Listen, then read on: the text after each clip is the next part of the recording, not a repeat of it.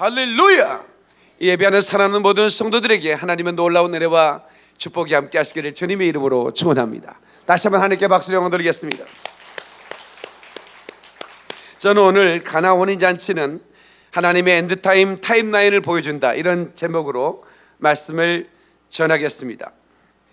오늘 이 시간에 예배하는 모든 심령들 속에 하나님의 불이 임하기를 주의 이름으로 축원합니다. 올 때 생각할 때 생각이 달라질 뿐만 아니라 올 때 가치관과 갈 때 가치관이 달라지고 올 때 믿음과 갈 때 믿음이 달라지기를 주의 이름으로 축원합니다. 저는 소원이 있습니다. 무엇이냐면 지옥이 비는 것입니다. 천국이 차는 것입니다. 제가 이걸 영어로 I want hell empty and heaven full 이렇게 제가 선포하는데, 나는 원하는 것이 지옥이 비고 천국이 찼으면 좋겠어요. 근데 그럴 가능성은 쉽지 않죠. 왜냐하면 하나님의 디자인이 이 악의 세력을 어느 시간 동안 활동할 수 있도록 이렇게 했기 때문에 그 악이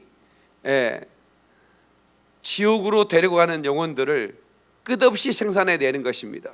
그러면 주의 종들은 무슨 일을 해야 되느냐? 그 지옥으로 끌고 가는 그 영혼을 마귀의 손에서 뺏어서 천국 창고로 집어넣어야 되는 거예요. 이 일이 복음 전도요. 아멘. 이 일이 우리에게 맡겨진 사명인 것입니다. 그러니까 이 풍진 세상 속에서 어떻게 우리는 사명을 감당할 것인가? 세상의 긴박한 그런 그 흐름을 우리가 감지하죠. 우리 주님이 이렇게 말합니다. 내가 이룬 이 모든 일이 이루어진 걸 보거든 인자가 문 앞에 있는 줄 알라. 그래서 오늘 가나 혼인잔치 언약이라는 영화가 나왔고, 제가 이 설교를 이제 방송을 통해서 CBS를 통해서 나가겠죠. 그럼 이제 CBS에서 시네마에서 이 영화를 개봉을 했기 때문에 제가 이 영화 홍보 영상도 찍었고, 그리고 제가 이 엔타임 전하는 목회자로서 이 영화에 대해서 여러분들에게 알려줄 필요가 있다. 또 시청자들에게도. 그래서 이 영화를 꼭 봐야겠다 하는 생각을 가졌으면 좋겠고, 또 기왕이면 극장으로 달려가서 영화를 봤으면 좋겠다 하는 마음으로 이 메시지를 전합니다. 오늘의 그 본문은 가나 혼인잔치의 본문입니다. 갈릴리 가나예요. 갈릴리 가나. 갈릴리 가나에서 예수님이 첫 번째 기적을 행하셨죠. 근데 우리는 갈릴리 가나 혼인잔치 하면 그냥 물이 변하여 포도주, 예수님이 말씀하시니 물이 변하여 포도주 됐네. 예수님 나에게도 말씀하셔서 새롭게 변화시켜 주소서. 이걸 주일학교 때 우리가 노래를 불렀단 말이에요. 명문 주일학교를 나온 사람은 이 노래를 알아.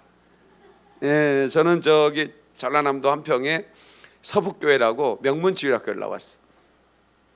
딱 지역을 얘기하니까 벌써 알로 보는 거 봐.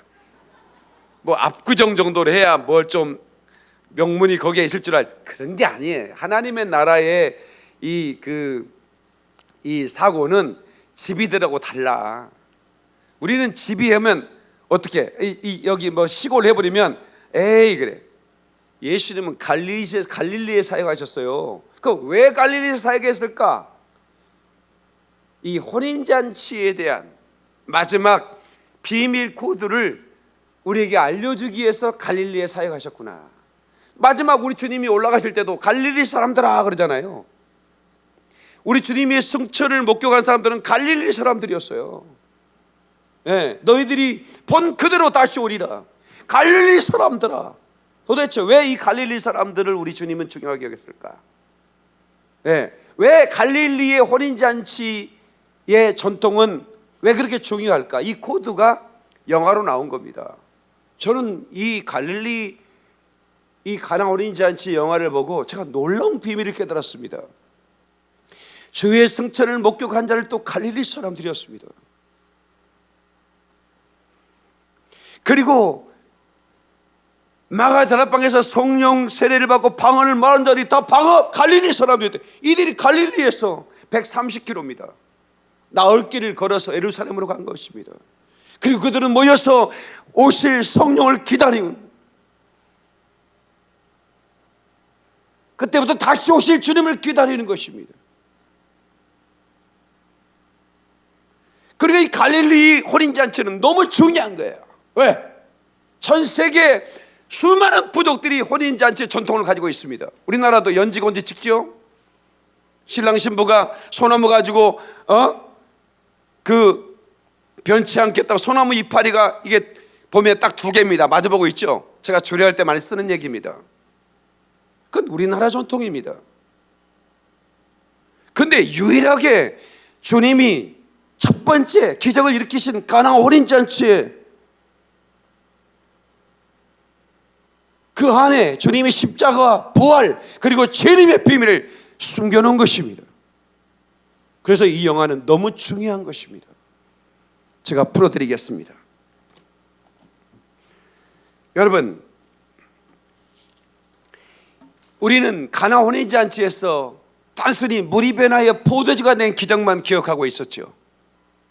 그런데 거기는 어마어마한 재림의 코드가 담겨져 있는 것입니다. gave out, 포도주가 떨어졌다는 것입니다. 그래서 이렇게 말합니다. They have no more wine. 포도주가 없다는 거예요. 우리 주님께 포도주가 떨어졌다고 했을 때, Dear woman, 여자여, Why do you involve me? 그것이 나와 무슨 상관이 있습니까? 이렇게 얘기하면, 예? 그리고 말합니다. My time has not yet come. 나의 시간이 아직 안 됐다 이거야. 이게 무슨 얘기죠? 나의 때. 지금 가나 혼인잔치에 포도주가 떨어졌는데 그 혼인잔치의 주방을 맡았던 마리아 어머니가 와서 포도주가 떨어졌다고 얘기했어요. Why do you involve me? 그 나 뭔 상관이냐 이거야. 그러면서 뭐냐면 My time, 나의 때가 아직 안 됐다는 거예요. 나의 시간이. 그것은 분명히 이 포도주 사건과 재림과 관계가 있다는 것이죠. 영화가 전체적으로 말해줄 수 없는 것을 제가 여러분들에게 조명해 드리는 것입니다. 사실 우리는 언제 오시느냐보다도 왜 오시는지에 대해서 우리는 깊이 묵상할 필요가 있습니다. 예수는 왜 오실까요? 여러분, 인류 역사를 보면요, 천년마다 중요한 인물들이 나타납니다. 아담, 그리고 천년이 지나면서 노아가 나타납니다. 그리고 홍수로 심판을 쓸어버렸습니다. 그 다음에 또 천년이 지나서 아브라함이라는 인물이 나옵니다. 예수님 오기 전 5천년 된 사람이에요. 아담은 6천년 되고 지금으로부터. 그 다음에 또 천년이 지납니다. 아브라함으로부터 다윗이라는 인물이 나옵니다. 그리고 또 천년이 지납니다. 진짜 왕이신 예수님이 나타나십니다. 이렇게 해서 구약의 4천년은 아주 중요한 인물들이 등장하죠. 그런데 그 역사의 무대가 갈릴리예요. 갈릴리. 왜 예루살렘이 아니고 갈릴리입니까? 거기는 중요한 혼인잔치의 전통이 있었기 때문입니다. 그 혼인잔치의 전통은 곧 예수 그리스도의 재림을 그대로 보여주는 것이기 때문에 우리 주님은 그곳에서 사역을 시작하는 거죠. 첫 번째 기적을 나타내는 것입니다.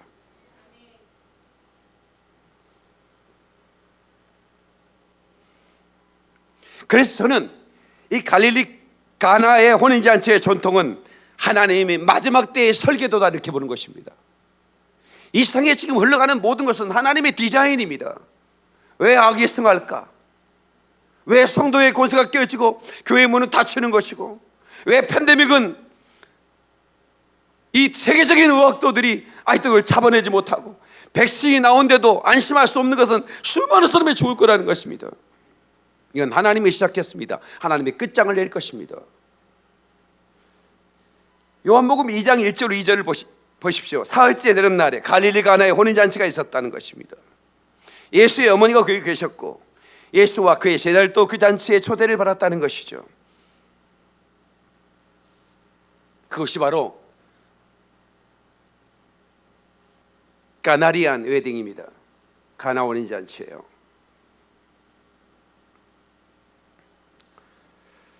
저는 하나님으로부터 사명을 받았습니다.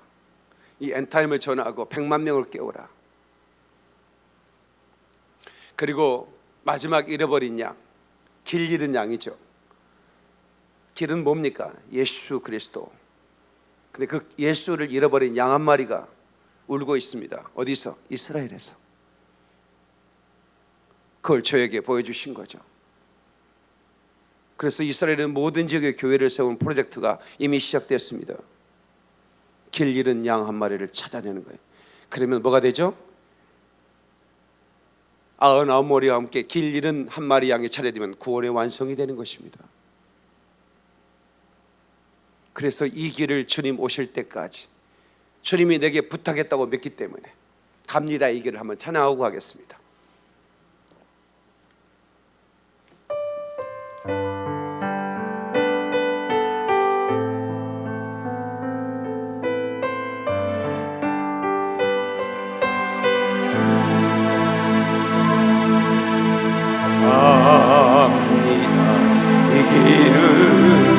주님 주신 생명의 길, 주님 주신 생명의 길은 힘들고 외로워도 내 주님 함께 가시는 길, 내 주님 함께 가시는 길. 아, 생명의 이 길, 아, 생명의 이 길, 우리 주님 부탁하신 길. 하나님께 박수로 영광을 돌리겠습니다.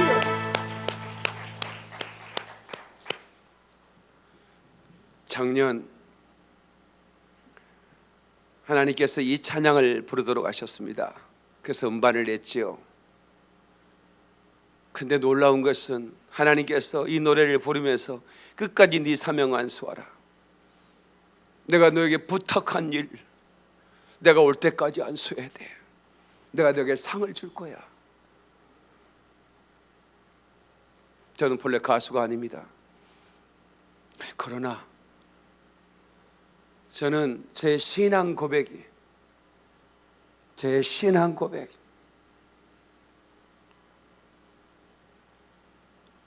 저는 주님을 위해 죽겠다고 한 번쯤 안 해본 그 사람이 있겠습니까? 현석이는 해봤냐 안 해봤냐? 주님을 위해 죽겠습니다. 어떻게 눈이 좀 이상하다. 어떻게 안 죽겠다는 건가? 우리는 한 번쯤은 다 고백했을 거예요. 내가 주님을 위해 죽겠습니다.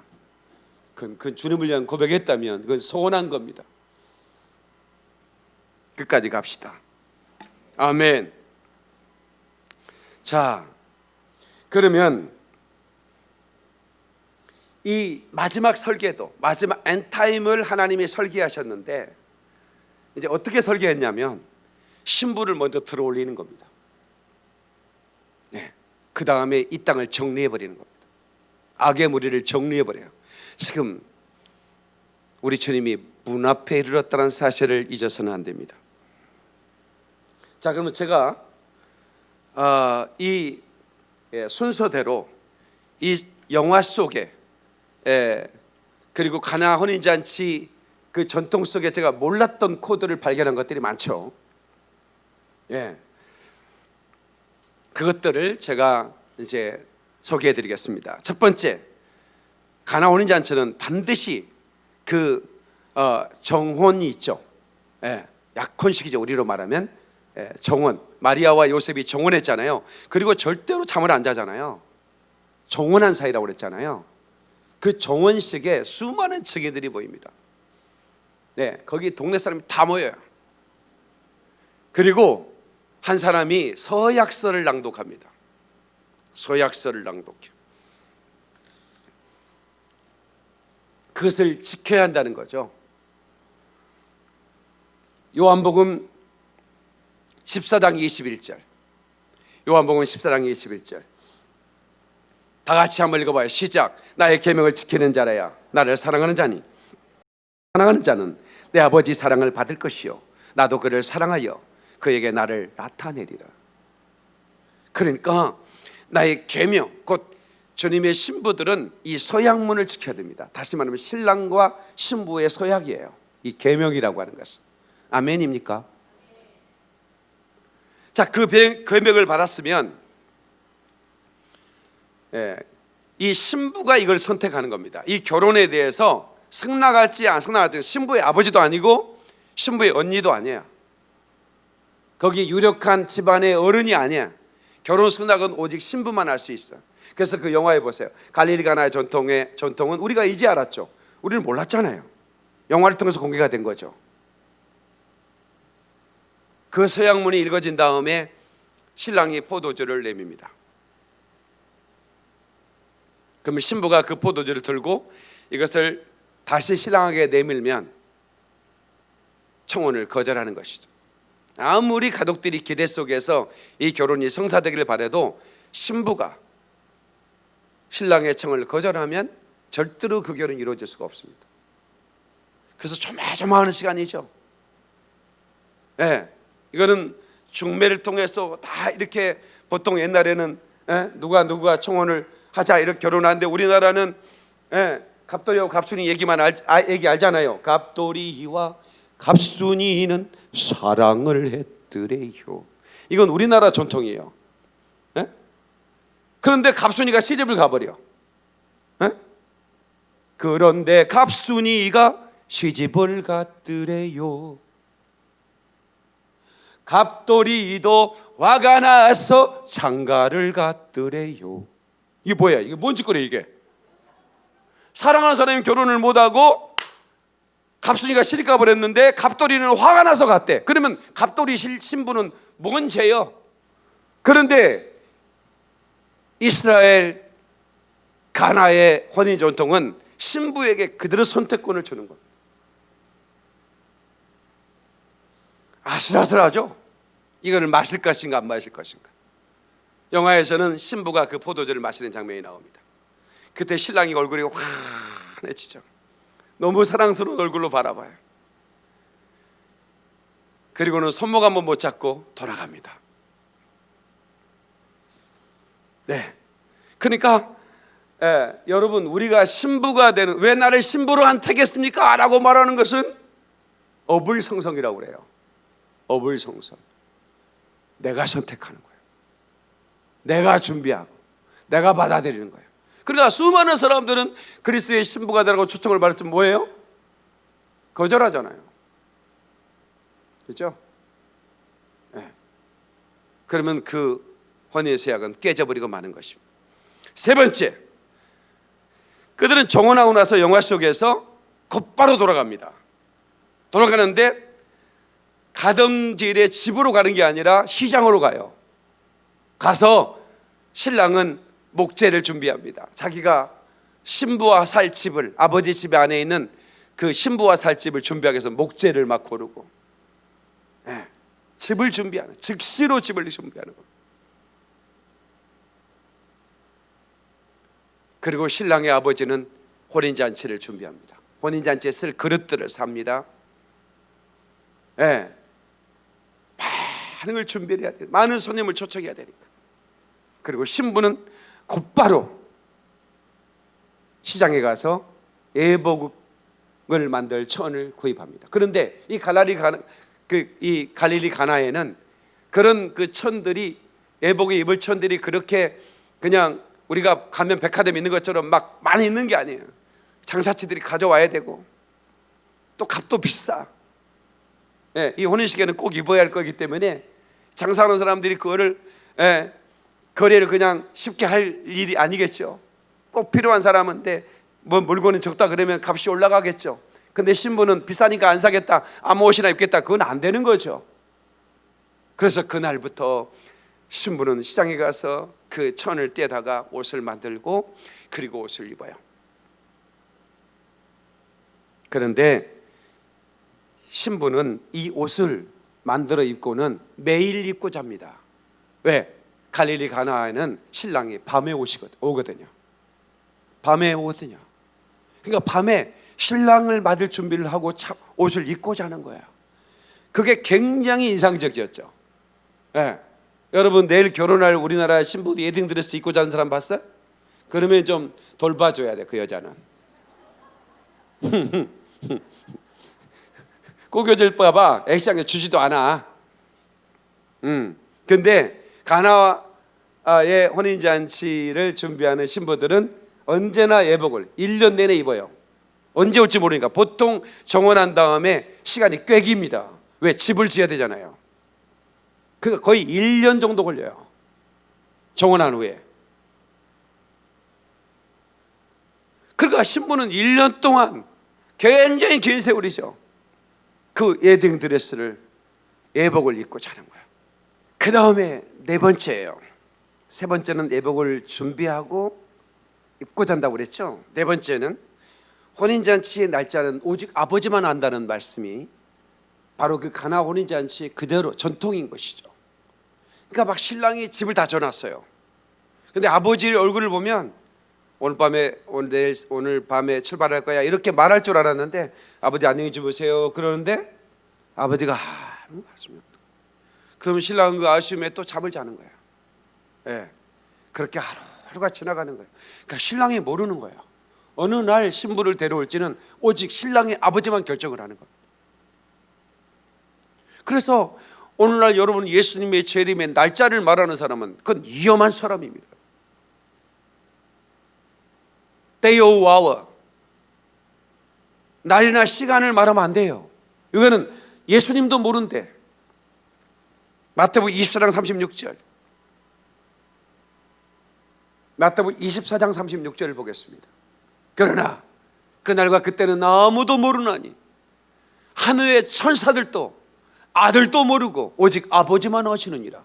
그러나 예수님께서 이 가나 혼인잔치의 전통을 그대로 가지고 재림을 언약하셨습니다. 이 갈릴리 가나 사람들의 혼인 이 잔치, 이 혼인 전통은 2000년 동안에 감췄던, 그러니까 이것은 어마어마하게 중요한 사건이, 이 영화는요 사실은 어마어마하게 중요한 사건입니다. 왜냐하면 환란 후인지 환란 전인지 막 말이 많았잖아요. 그런데 정확하게 가나 혼인잔치는 환란 전이라는 걸 말해주고 있는 거예요. 이러잖아요. 대환란이 온다고 그러잖아요. 그러니까 마지막 때 이 가나 혼인잔치 전통을 확 던져주면서 환란 전이야 준비해 이런 거예요. 이게 너무 중요한 거예요. 이 영화가. 제가 울었잖아요. 영화 내용을 보고 우는 게 아닙니다. 하나님의 일호였습니다. 반 목사야, 내가 너에게 부탁한 이 일을 네가 잘 수행해주고 있구나. 더 용기 있게 가라. 더 담대하게 가라. 그러면서 이 영화를 저를 위해 보내준 거라고 저는 생각했어. 그런 마음이 들더라고. 집이들은 집이라고 생각해야지. 난 나대로 그렇게 생각이 되더라고. 그냥 눈물이 나는 거야. 아, 내가 100만 명을 깨울 수 있겠구나, 이런 생각이 드는 거예요.